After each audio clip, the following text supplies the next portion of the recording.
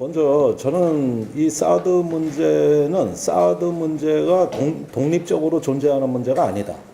이 사드 문제는 다른 부분과 연계된 문제라는 점을 먼저 말씀드립니다. 사실 이 사드 문제가 제기되는 재반의 양상을 보면은 이것이 어느 날 갑자기 제기된 것처럼 보입니다. 그 실상을 보면은 7월 5일까지 국방부는 사드 배치에 대해 검토된 바도 없고 결정된 바도 없다고 그랬습니다. 심지어 국방부 장관은 사드의 검토 결과 보고서를 본인도 보고 못 받았다고 국회에서 증언을 했는데 이것이 어떻게 7월 8일로 발표로 이어질 수 있었을까? 그 점이 가장 관심사였습니다만은 그 핵심은 7월 7일 날 열린 청와대 서별관 회의, 즉 NSC 상임위라고 할 수가 있습니다. 근데 이건 뭐 구체적으로 확인된 선에서만 말씀드려도 7월 7일 날의 그 청와대 서별관 회의는 매주 열리는 NSC, 즉 국가안전보장회의 상임위원회였습니다.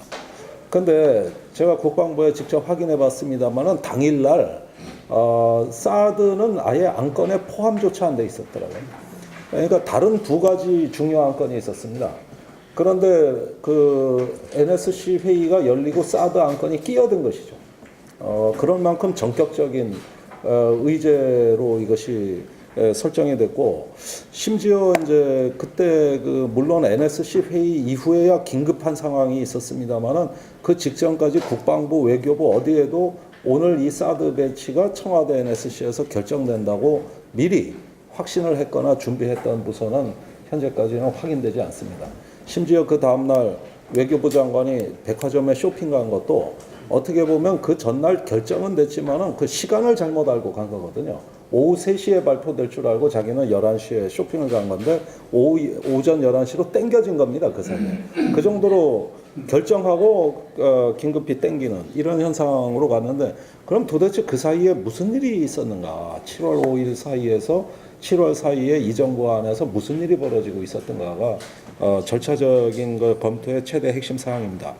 그런데 여기서 한 가지 그것을 이해하기 위해서 대북 제재와 사드 문제는 항상 서로 간에 연계되어 있었다는 사실을 기억해야 됩니다. 그러니까 이번에 사드의 전격적인 결정은 그 이전에 국제공조에 의한 대북 제재가 실효를 거두지 못하고 있다는 판단이 선행됐던 것이죠. 그러니까 중국 같은 경우가 지금 대북 이행 제재 보고서를 유엔 안보리에 제출한 때가 6월 29일입니다. 그러니까 6월 29일 날 중국의 이제 북한 제재 2270호 이행 보고서가 4페이지 가량으로 짤막한 보고서가 유엔 안보리에 제기가 됐고, 그 직후의 상황을 보면은 중국이 대북 제재에 협조적이지 않다는 인식이 박근혜 정부 내부에 급격히 확산되기 시작했다.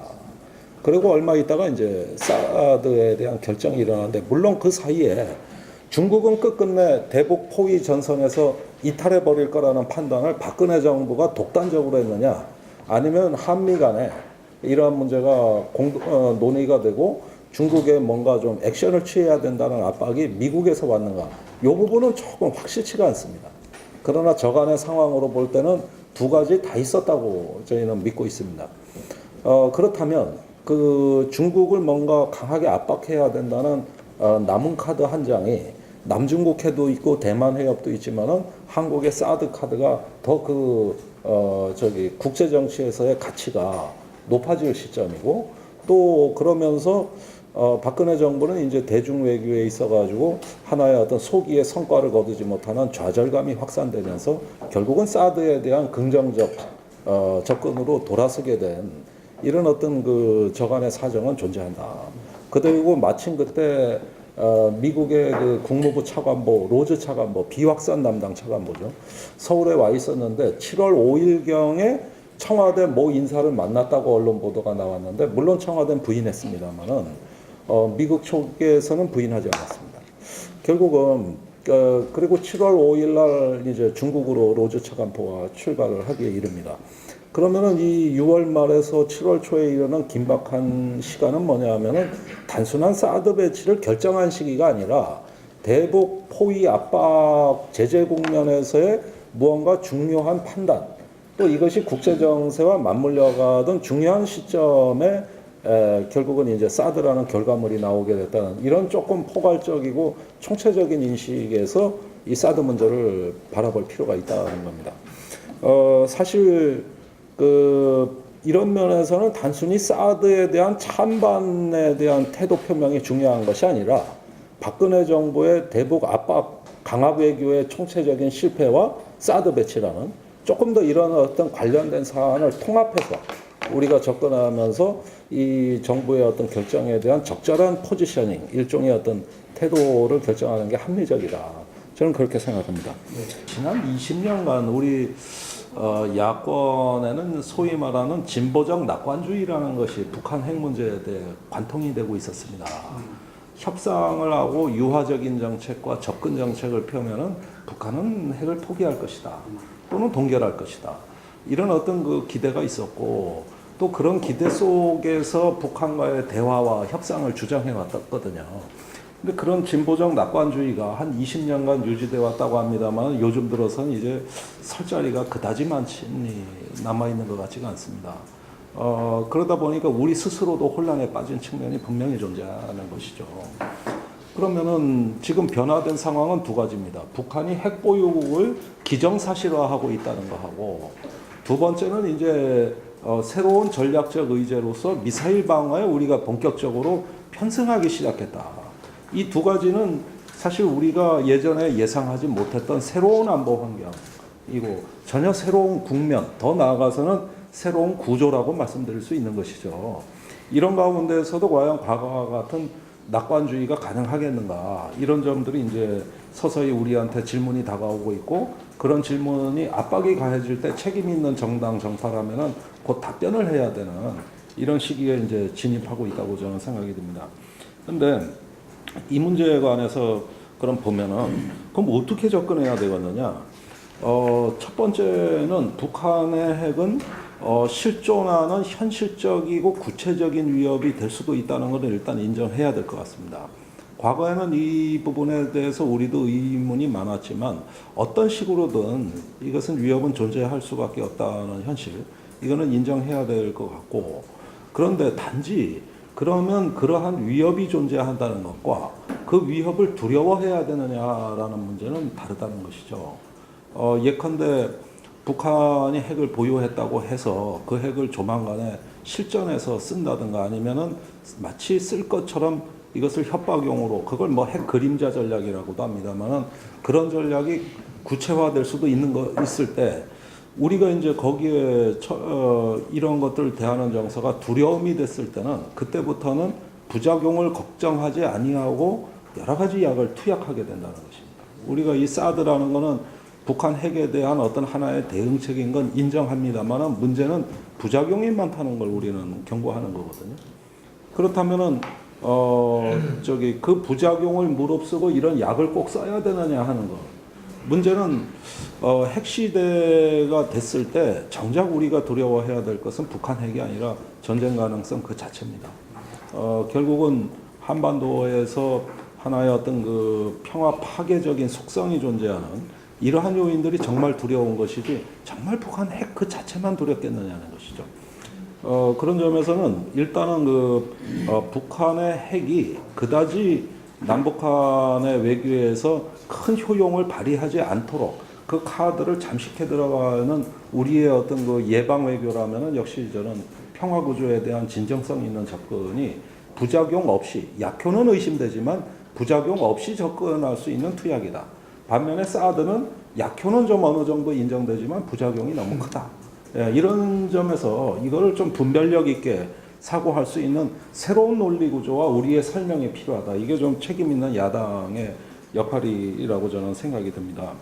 두 번째는 이게 뭐 협상이 가능한가 또 유화적인 정책이 필요한가는 그다지 의미 있는 질문이 아니라고 봅니다.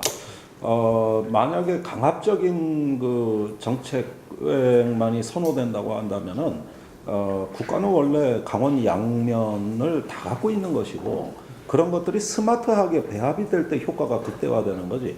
강경 정책이나 온건 정책이 독자적으로 효과를 발휘할 수 있다고 보는 것은 대단히 그 균형 감각을 상실하는 데서 나오는 이데올로그들의 언어입니다. 지금까지 그 한국 안보가 이렇게 결과가 나쁜 안보가 된 거는 전략가들이 주도했기 때문이 아니라 이데올로그들이 주도했기 때문에 이렇게 나쁜 결과를 초래하는 안보. 이건 이순신의 안보가 아니라 원균이의 안보라는 것이죠.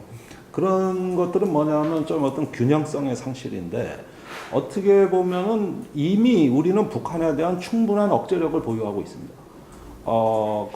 제가 뭐 대정부 질문에서 얘기했습니다만은 과거 쿠바 미사일 위기 직후에 소련 전체를 초토화하는데 미국이 필요한 폭발력, 핵 위력은 15메가톤으로 계산됐거든요. 근데 지금 B-52 폭격기 한 대가 구사할 수 있는 폭발력이 4메가톤입니다. 즉 북한은 지도상에서 사라질 수 있게 하는 수 있는 위력이 폭격기 한 대 분량이거든요. 그렇다면 이미 충분한 더 이상의 억지력을 포화서 임계 상황을 넘었을 정도로 북한이라는 작은 나라에 적어도 몇백 번 보복을 할 수 있는 이런 정도의 그 차고 넘치는 억지력이 존재할 때 거기에 방어 수단 하나를 덧붙인다고 해서 군사적인 효과가 크게 증대하리라고 보는 것은 그다지 합리적인 게 아니죠.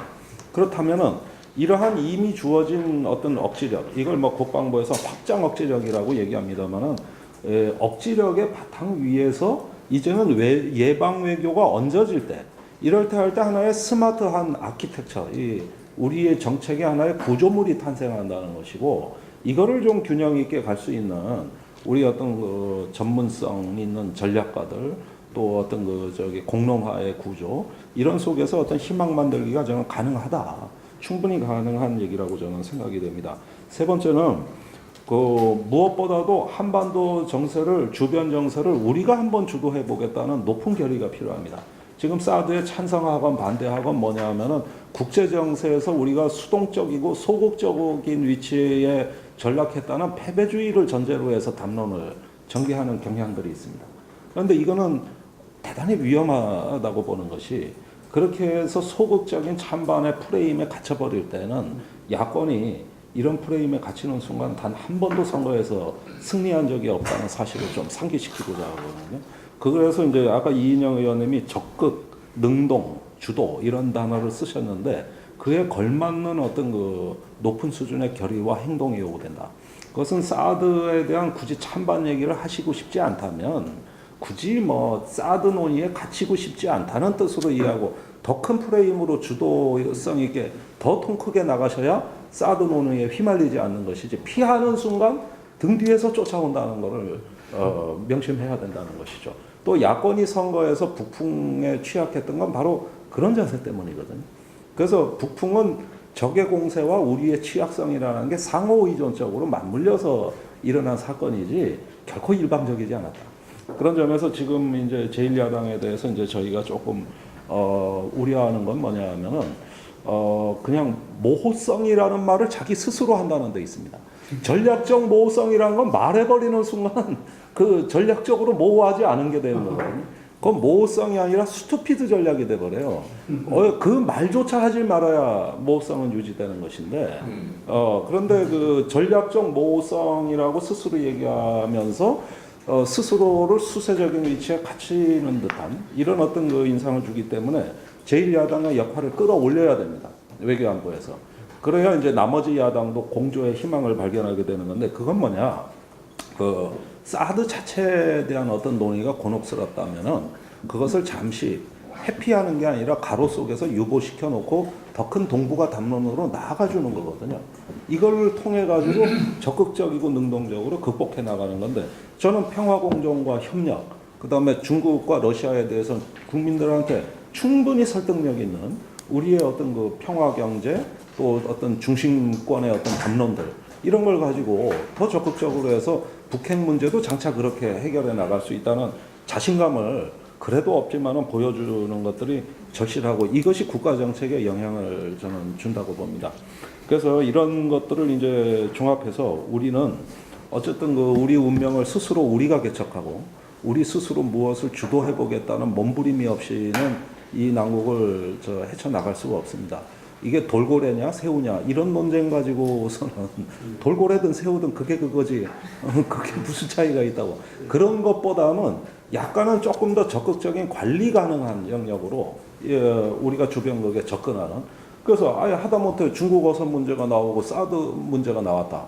그러면 왜 대통령 친서가 안 가고 왜 대통령 특사가 중국에 안 가는 겁니까? 왜 러시아에 안 가는 거죠? 그리고 그냥 외교 장관들끼리 만났을 때 말 한마디는 했다. 이거 아닙니까? 근데 이래가지고서야 어떻게 우리 운명을 개척하느냐. 그런 면에서 박근혜 정부도 수세적이지만 야당도 수세적인데 이런 것들에 대해서는 조금 더 다른 어떤 큰 위험을 좀 감수해 보겠다고 하는 이런 지도력이 절실하다고 저는 말씀드립니다. 예.